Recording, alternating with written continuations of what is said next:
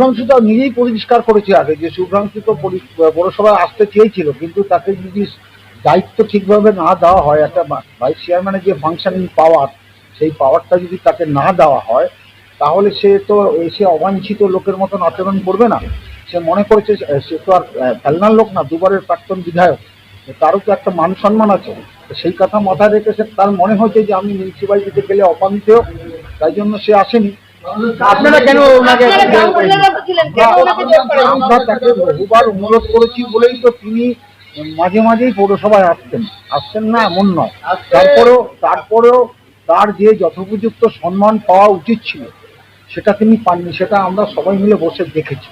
Town সভাপতি হিসাবে আপনারা বড়, আমি টাউন সভাপতি এখানে টাউন সভাপতি হিসাবে আসিনি, আমি অ্যাজ এ কাউন্সিলর এখানে এসেছি।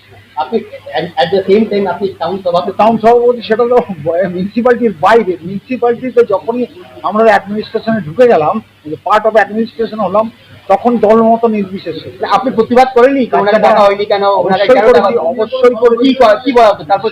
সেটা তো আর আপনাকে বলতে পারবো না যে আমরা কিভাবে প্রতিবাদ করেছি। আমাদের দলটাও তো গণতন্ত্রের গঠনতন্ত্র মেনেই দেওয়া হতো, সেখানে প্রতিবাদ করেছি। আমাদের নিয়ম হচ্ছে যা বলতে হবে দলের ভেতরে বলতে হবে, আর দলের ভেতরে বলার আমরা চেষ্টা করেছি।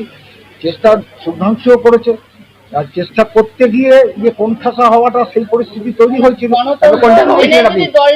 কোণঠাসা হয়েছিলেন আপনি? অবশ্যই কোণঠাসা হয়েছিল, অবশ্যই কোণঠাসা হয়েছিলাম। কাছাপাড়া 24টা কাউন্সিলরের মধ্যে কার কতটুকু ক্ষমতা ছিল সে তো আমাদেরও জানা আছে। ওয়ান ম্যান শো ছিল। বোর্ড মিটিং বিল পাস এইটাই তো হচ্ছে কথা। এখানে বলতে গেলে অনেক কথা বলতে হতো, সেটা তো বলা তো সমীচীন না।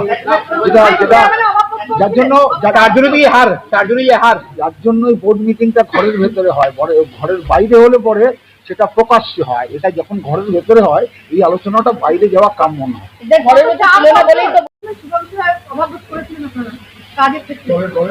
ভাইস চেয়ারম্যানকে অ্যাক্টিং করতে দেওয়া হয়নি, তার তো একটা কাজের পেরিফেরি আছে। আপনারা যারা সাংবাদিক তারাও তো জানেন যে ভাইস চেয়ারম্যানের একটা কাজের পেরিফেরি থাকে, সে কি কাজ করবে। সেই দায়িত্বটা কে পালন করবে?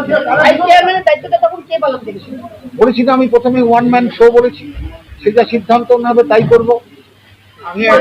আমাদের এখানে ডিফ্যাক্টো চেয়ারম্যান অনেকগুলো ছিল, সেটা আপনারাও জানেন, অনেকেই জানেন। আপনাদের কি বলছেন? হ্যাঁ,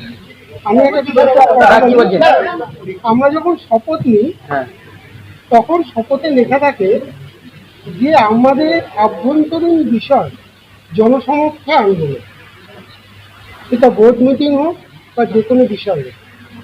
অনেক কথা বলার থাকলেও আমরা আপনাদের সঙ্গে বলতে পারবো না, যেহেতু আমরা ওত নিয়েছি ওইটা পড়ে।